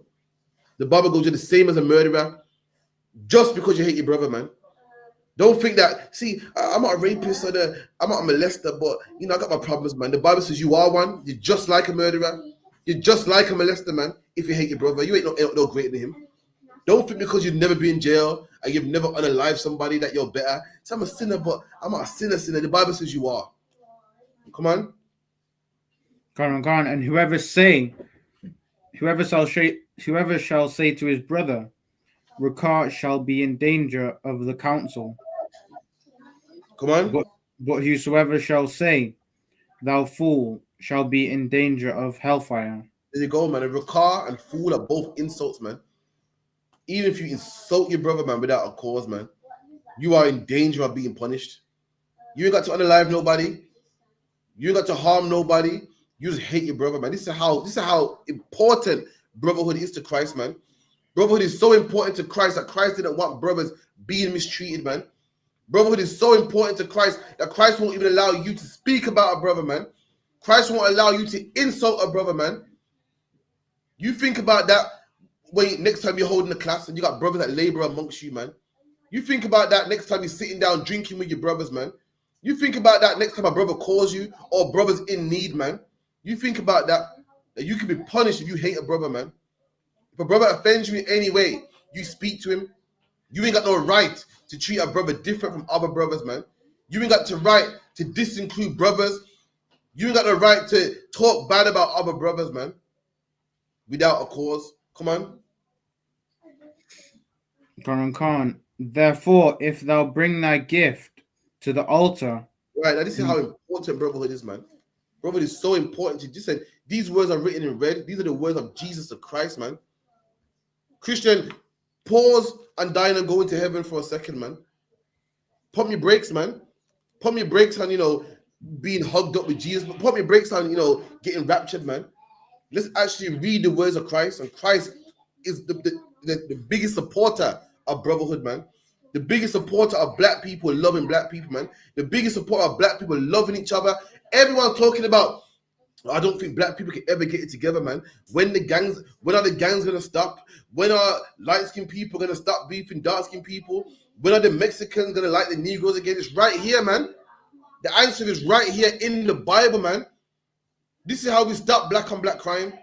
This is how we stop all the beef in our neighborhoods, man. This is how we stop the post-Cold Wars, man. Come on. Verse 23. Khan. And there rememberest that thy brother. Start from 23 again. Khan, verse 23. Therefore, if thou bring thy gift to the altar, and there remember. Start there. So imagine you're giving your gift to the altar, man. Imagine you're paying your tithes, man. Imagine you're doing the Sabbath service, man. Imagine you're doing the work of the Lord. You're going to camp, man. These are things that are very important. These are things that you do to God. These are the services that we do to God Himself, man. Keep reading. Khan, and there rememberest that thy brother hath aught against thee. Right. So imagine you're about to pay your tithes. Imagine you're about to give a donation. Imagine you're about to go to camp, man. Imagine you're about to do the Sabbath service, and you remember, so me and a bad nigga ain't talking, so I brushed me the other day, and the thing I said about him kind of rough still, Keep going. Khan, leave there thy gift before the altar and go thy way. Look at that, man. Brotherhood is so important. God's saying, forget the Sabbath service for a minute, man. Forget camp for a minute, man. Go sort out the problem you got with your brother, man. You would think that the Lord will say, give him my gift. You would think the Lord will say, do the service first. You would think the Lord will say, go do your service first. That's what you think. Because to the Lord said, brotherhood is so important. Do that later, man. Go and explain yourself to a bond nigga, man. Go apologize to Ira, man. Go apologize to Ra'awaban, man. Go sort it out, man. Then come back. That's how important brotherhood is. Black man, Hispanic man, native Indian man. We need each other, man. Ra'awaban, I need you, man. Bond nigga, we need you. And therefore, we need brotherhood, man. Sisters, we need you, man. The food in the school don't cook itself, man. The garments you make don't cook itself. The beautiful jewelry you make don't cook itself. We all need it, man. No one is greater than anybody else, man. No one is so low that I can offend her. She's fine. No, man. Your feelings and opinions, not opinions like, yeah, because the truth ain't got about opinions, but your feelings matter just like everybody else's, man. Right. No one is too low that I can abuse him and he's only a trooper. He's only officer 500. She's only a sister. No, man. The Most High said, listen, if you're about to do the work of the Lord and you remember that, you know what, me and his brother had an argument, man. The Lord said, do that first, then come back, man. That's how important it is. That's how important brotherhood was to Christ, man. Christ had 12 men that he rolled with, man. And he loved them brothers, man. Checked them at times. At times he needed checking, man. But at the same time, loved them, man. Fed them and everything, man. Fed them, paid their taxes for them, man. Gave them knowledge, man. No one could come against them. He made sure they were safe. Yahushua loved his brothers, man. Salakia. Yahushua loved black people so much. He died for brothers he didn't even know. Right. Died for brothers that would turn their back on him in the future, man. Die for people that come in the truth and leave anyway. Die for people that don't even want to hear the truth. That's what Yahushua came for, man. That's real brotherhood, man. Brotherhood is important in the ISUPK, man. It's important, man, to our king. Keep it in. Khan, first be reconciled to thy brother, and then come and offer thy gift. So first be reconciled, then come back, man. First be reconciled, fix what you and your brother have, fix the argument you and your brother have, and then come back, man. That's how important brotherhood is in the ISUPK. That's, you know why? If brotherhood is important to us, because brotherhood is important to Christ, man. It's important to Christ, man. You know what I mean? Christ loves blacks, Hispanics, and Native Indians, and he wants us to be brothers, strong brothers, man. And the title is called Brotherhood is a Weapon. Did anyone know why it's called Brotherhood is a Weapon? Come on, Khan, if I could. Come on. Like I said, that's ISUPK 101. I believe that comes from Captain McCard. You know what I'm saying? Where brotherhood is the strongest weapon that we have against our oppressor. Absolutely, man. Strongest one we have, man. A brother gets what? Homeless? Don't wait to live with a brother, man. Brother got no car, don't worry about my car, man. My car is our car, man. My house is our house, man. That's what I say is. And when a brother comes to you saying, sir, because you know Alban said blah blah blah, you gotta attack it like a weapon, man. You know why a lot of brothers get up in the bickering? Because they're attacking it like a Christian. They say, talk to him, man. No, you gotta be aggressive with it, man. Say, whoa. Have you spoken to him? That's how it works. Nothing in this world has been achieved by being nice. Everything has been achieved by being aggressive. And same way with brotherhood, man. When it comes to brotherhood, for some reason, when you hear brotherhood, people think, oh, it's soft. You need to be strong with brotherhood, man. So, why are you talking about Habaniga? Have you spoken to him? That's how it works, man. You approach him, man, strong. A brother offends you, so lucky, sir, he talk to you, man. We've been told that going to our brothers all Christian and nice and stuff. That's why we don't do it. That's why we don't. We think, let it slide, it's fine. No, man, do it, man. Do it like it's an order, because it is an order. Christ didn't say you can do it. He said you must do it. Do it, man. Do that. Something that has to do. Sorry, you offended me yesterday. Yeah, we gotta talk about this, man. So what was that about, man? You have to do it, man, and do it strong. When you do like a Christian, you don't ever get it done because you think, you know what? Actually, it's no big deal. I'm tripping, man. Brotherhood is important to our King, man.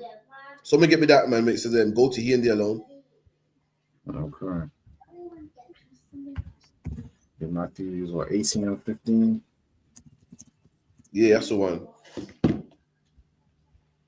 Book of Matthew, chapter 18 and verse 15.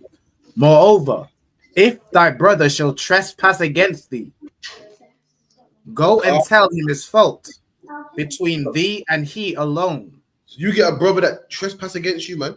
What's a trespass, man? A man spoke to you a certain way, man. You owes your money, and every week he's talking about, yeah, man, next week, man. That's a trespass, man. Go to that brother, he and thee alone, man. Don't go and spread rumors. Don't go bring 10 man and that poison spread. Now this man's known in the school as a man that don't pay people back. But meanwhile, this brother is going through hard times. Could be a reason. He's going through hard times and he's trying his best. And before you could have found it out and be like, oh, Salakia. But you didn't do that. You got the whole school thinking at the teeth now. Thank you. There's ways to go around it, man. Go to he and thee alone, man. And this is a commandment. It's not a suggestion. It's not a thing you can do if you want. It's not a thing you should do, if you feel like it. It's something you must do, man. Go speak to that brother, man. Say, Salak, you know what? Been like 10 weeks now, man. No, I can't see a red sentinel. What's going on? Come on. Kind of the one kind. Go and tell him his fault between thee and him alone. If he shall hear thee, thou hast gained thy brother. There you go. If that brother hears you, man, you know what, Salaki, right, man? I did say 2 weeks, man. Salaki, man. I'm so sorry. I'm working on it, man. I'm working on it. Something's happened, man, and the job ain't paying like it's supposed to. And then you've heard him, man. Imagine if you didn't go to him here and there alone. You have the whole school thinking he's a thief. It's too late now. You know how hard it is. You know how hard it is to get a stain off someone's name. Once something's out there, can't come back, man. You know the ones there out, but you know when some certain allegations go out there, you can't get it back. Like if you're a man here and there's an allegation that you like other men, listen, man, you can't clean it up, man. So you can't clean it up. Even when people clean it up, men like, well, I wonder what will make a man say it in the first place. The rumor out there, yeah, because so and so's gay, Even when they clear it up and go, nah, it's fake, man, it's false news. People are still saying, yeah, but I wonder why someone would say it in the first place, man. Listen, certain allegations you can't clean up, man. If a man out there that troubles children, forget it, man. The fact that it's out there, listen, no woman would ever let you watch the kids again. I don't give a damn if you take the 10 lie detector tests. All you got to do is put the word out there And people are like, yeah, we're going now. So what? You can't leave the kids? No, we're good. Yeah, but you're going to work? Yeah, yeah, yo, but they're going to be at work with you for 10 hours, man. Yeah, I'll put them in the car. The fact that you say something to stay in that can't come back, you can't do it to your brother, man. Go speak to him first. Go find out, man. And then when you find out now, then you can say, oh, you know what I mean? Good job I didn't tell the world, man. Shit. Would have had everyone thinking you're a thief, man. Or everyone thinking that you're like this. Go speak to him, man. And once he's heard you, you gained a brother, man. Now, what does it mean by brothers heard you? If I could, sir. Come on. If a brother hears you, it means he understands. And if he understands, go apologize and face a lock. There you go. If a brother heard you, he understands and apologizes. Is this a brother hearing you?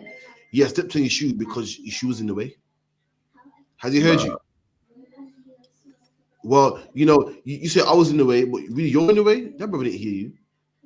If a brother said anything more than Salakia, he ain't heard you. If he says Salakia, but he ain't heard you. Hearing you is Salakia. So sorry. It won't happen again. Anything other than that, he hasn't heard you. I don't care how good it sounds and how he tries to justify it. He has not heard you. You've said you offended me. He said, yeah, but I did. But what it was, yeah, he ain't heard you. Keep it in. Kind. But if he will not hear thee, if he won't hear you, if he says some shit like, yeah, I didn't push out the way. You was in the way. I stepped on your foot because your foot was in the way. That's a man not hearing you. Your plea to him is that you're offended. He ain't heard your plea. He's saying he's giving you a reason of why he did it. He ain't heard you. Come on. Kind. But if he will not hear thee, then take with thee 1 or 2 more, that in the mouth of 2 or 3 witnesses every word may be established. And this is called counsel, man. It's called counsel, man. The white man took this and called it court. You take him and you get 2 or 3 witnesses, man. Everyone will speak about it, man. Everyone will assess the situation, get the evidence together, get witnesses, and the whole 9 and say, you know what, you're wrong, you know. He's right. That was out of order. Come on. Kind. And if he shall neglect to hear them, tell it unto the church. Come on. But if he neglect to hear the church, let him be unto thee as an heathen man and a publican. Look at that, man. That's how much Christ loved brotherhood, man. Jesus Christ said, if this man neglects to hear the whole school, he has to go. Meaning we can't have people offending people. We can't have people offending people and not changing. We can't have people making mistakes and not even be willing to fix their mistakes. Brotherhood is so important to Jesus Christ. Jesus Christ won't allow people that abuse people in his camp. He won't allow brothers that abuse other brothers in the school. You got to go, man. Imagine that. We get a brother comes to you with a problem and you said, I think you're wrong. She's fine. You're allowed to have your opinion. 2 people come and say you're wrong and you go, nah, I'm not wrong. The whole school says you're wrong and you're saying, no, I'm not wrong. You got to go, man. You got to go, man. Because evidently, brotherhood, you being right means more than harming brothers, man. You got to go. You can't be around us. You're a cancer and you got to go. Christ said, let that man be like a heathen to you, man. Letting you know what about heathens. For all the Christians out there, no, what side topic? What's Christ saying about heathens here? Letting you know, Jesus Christ did not die for heathens, man. Christ said, if any man don't listen, kick him out, man, and be like a heathen. Let him be like a heathen. Meaning what? We don't talk to heathens. We don't deal with heathens. Meaning what? When Christ was on the scene, he didn't talk to heathens. It's saying it right. I don't know how Christians read this. He's saying right here that Christ don't mess with heathens, don't talk to heathens. He's saying let this man be like a heathen, let him be like a African, a Hamite, a Edomite, man. He's letting you know his relationship with heathens, right there. That's in the New Testament. Keep it in. Salakia, sir, if I may. Them Christian pastors went to theological school and never read that verse. That's crazy, man.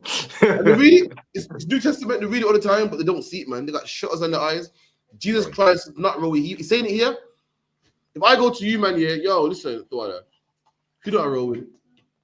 I don't roll with Chichi, man. It's a lucky. So I go, yo, if any of you, man, misbehave, listen, you're gonna be like a Chichi man to me, letting you know I don't deal with them kind of type of people. Christ saying, if you might not listen, you're like a heathen to me. I don't know who you are. To me, you're a heathen. Let you know, I don't roll with heathens. He's not around heathens. He's going to treat you like a heathen, man. Meaning, Christ didn't go around teaching heathens. It's right there in red, Salakia. Right. So that means what? That means what? Cornelius could have been a heathen. Right. The centurion man who Christ healed could have been a heathen. Right. All these misconceptions that this man was a heathen could it have been? Because Christ said he don't roll with heathens, man. That's right. Right. Someone get me Luke 22 and 3.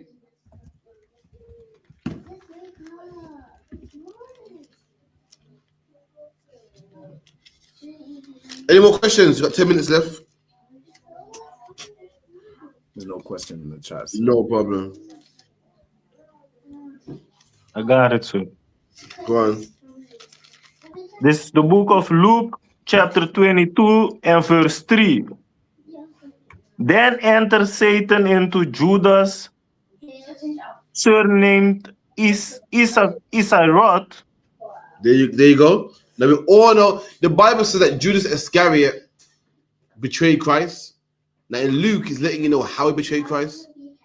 When you read Matthew, it goes, Judas betrayed his brother Christ. Now we know how he betrayed his brother Christ. What happened? Satan entered into him, man. Why do you hate your brother? Satan entered into you. Why do you hate him so much? Because Satan's in you. And what's mad, you know what's crazy about it too? When it goes to council, you find out how petty you're being, and Satan leaves you, and you realize that it's Satan. You know what? You know when Satan leaves you up, and you start explaining yourself, and you even sound stupid saying it. That's how you know it's a demon. The demon leaves you. The demon left Judas, and Judas was like, "Whoa, what did I just do? What have I done?" And unalived himself. The demon left you, and you're in council saying, "Yeah, what it was there? Because Crafty, yeah, he wears his gloves, and he starts saying stupid, like, oh, to be honest, I can't hate Crafty for wearing gloves. But at the time, he's wearing gloves. Who's he think he is? He thinks the top man. That's the demon. The demon jumped on Judas. Judas thought, who's Christ think he is? Used all his oil for himself. I sell this and give it to the poor. And the demon left him for, oh my God, what have I done? Oh, who heard this from before? Oh my God, I wasn't thinking. Right. Someone else is thinking. You're not thinking. Someone else is in control of your body. That's what happens when you hate your brother, man. There's a demon on you. Someone else is thinking for you. Someone else is making that thing that's so small seem so big. That brother smiles, you can't stand him. Look at him. He grins, you can't smile. His walk, you can't stand him, man. And it makes sense to you at the time until the demon leaves you, explaining yourself, yeah, because he's walking to the school and you even feels the demon leaves you, makes you look stupid. Read on. Another one can. Being of the number of the 12, verse 4, and he went his way and communed with the chief priests and the captains, how he might betray him unto them. So Judas went to the chief priests, the captains, and started talking about how he can betray Christ. Like, right. So what we do is this: we betray him this way, and we betray him that way. Now, why did Judas betray Christ? Why did Judas go to the chief priests and scribes and Pharisees to betray his brother? Come on, Akim, stay with me. Come on, because Satan was on him. Yeah, that's right. Because Satan was on him. So like, don't sweat. And that's why you hate your brother. That's why you hate the way he walks. That's why you hate the way he talks. And that's why he thinks he's cocky and he thinks he's all that. And he thinks he's so smart because Satan is on you. The same reason why Judas hates his brother is the same reason why you hate your brother, man, without cause. Right. Now, if you step to your shoe, of course, you got a cause. When you ain't got a cause, he's hate a brother because Satan's upon you. The same way Satan was upon Judas. Come on. Another one can. Verse 5. And they were glad and converted to give him money. And they were glad to hear that. They said, what? When? What time? Yeah. Gave him some money. They covenanted with him. Covenant means agreement. Like, right. So you promised to give me him, yeah? For how much? 30 pieces of silver. Sure, 30 is good, yeah? Boom. Made a covenant, shook hands, the whole nine, man. They probably give him half. But give him half up front and half later. Probably give him 15 and 15 later, man. And this man covenanted to kill his brother, man. Over what? Over what, man? It wasn't over.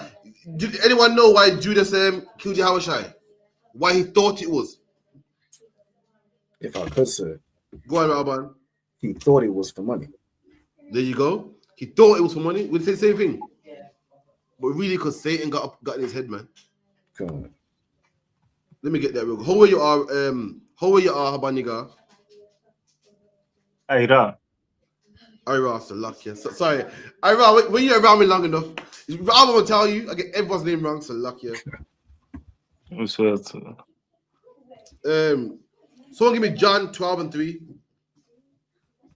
Come on, sir. The book of John, chapter 12, and verse 3. Then took Mary a pound of ointment of spikenard, very costly, and anointed the feet of Yahushua, and wiped his feet with her hair. And the house was filled with the odor of the ointment. There you go. So this expensive, precious ointment, man. Now, times ain't like today. Today you get ointment, it's cheap. Why is it cheap? Because the work to get the oil ain't hard. You got drills that go in the ground, and machines that get the oil. Back then, the man to go out there, go into a tree, get the sap out there. It smells nice. So for his work and service, he wants to get paid for it. It's expensive. This woman got ointment that was expensive and rare and poured it on Yahushua, man. Poured it on his hair, man. And the whole room was smelling nice and beautiful, man. Imagine that. Imagine you got shea butter or something, or olive oil, man, and you rub it on yourself, you're smelling nice and glorious, man. This woman did that to Yahushua. Come on. Then saith one of his disciples, Judas Iscariot, Simon's son, which should betray him. Why was not the ointment sold for 300 pence and given to the poor? So Simon was pissed. What the fuck? Man is wasting oil, man. Could have sold this and give it to the poor. Come on. This he said, not that he cared for the poor. Come on. But because he was a thief. Come on. And had the bag and bear what was put therein. So Judas was the treasurer. Come on. Come. Again, you can't tell me the ISUPK ain't the home of the truth, man. Right. The Bible goes, Judas was the one that was in control of the money. Meaning what? Judas was giving what a department, man. You get me? Right. Everyone was in control of the bag. Just like everybody ain't over the IT department. Everybody ain't over the Shema department. Everyone's given a duty. And Judas' duty was to control the money. But carry on. Then said Yahushua, let her alone. Let her alone. Against the day of my burying hath she kept this. For the poor always ye have with you, but me ye have not always. All right, this ain't the one. But another one, I think another one says from there Judas sought to betray him. So in Judas's mind, he hates Yahushua because Yahushua is wasting the ointment. But in actuality, Satan's upon him. In your mind, you hate your brother because look at him walking, man. When really Satan's upon you, you hate that sister because look at her, man. She thinks she's all that, but look how she ties the head back. Well, why does she tie it this way? Everyone ties it to the back. She gotta be extra and tie it to the front, man. That you think that's the reason why when really Satan's upon you. Judas thinks it's the money. What the fuck, man? Because this is wasting money. I'm out here poor. He's wasting money. He thinks it's that, but really it's Satan upon him, man. So like, yeah. We're wrapping up now anyway. Any more questions before we wrap up? No sweat. Well, if you could say the salute, Baba Kushar. Kind of the one kind, sir. Let's tap it up. No sign of Christ. I'm gonna get a captain one courtesy salute, ye men of Israel. I Madium. Stand. I Madium Shabbat. I Madium Barak. Yahweh Hashem Yahweh Hashem Brakatum. Yad Yamata. Messiah Christ saw. Sisters, I'm Madian. All right. I'm going to salute the sisters, ye men of Israel. I'm Madian Shabbat. I'm Madian Barak. Yahweh Shema.